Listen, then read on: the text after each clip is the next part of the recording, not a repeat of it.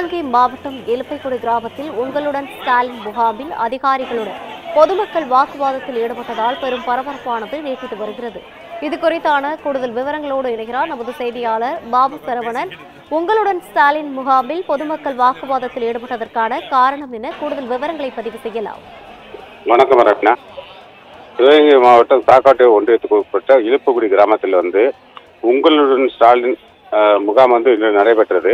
இந்த முகாமில் முறையான அறிவிப்புகள் பல்வேறு கிராம பகுதிகளுக்கு அறிவிக்கப்படவில்லை என்றும், ஆனால் அந்த பகுதியில் கிராம மக்கள் உங்களுடன் ஸ்டாலின் முகாமுக்கு வரும்பொழுது முறையான படிவங்கள் அவங்களுக்கு வழங்கப்படவில்லை என்றும், கணினி பதிவேற்றம் அவர்கள் செய்யவில்லை.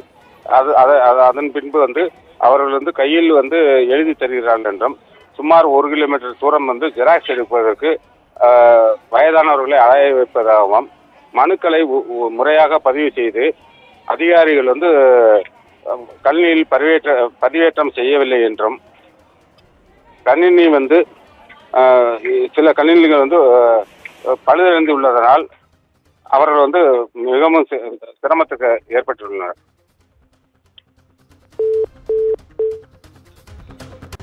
கூடுதல் விவரங்களை வழங்கியமைக்காக நன்றி பாபு சரவணன்.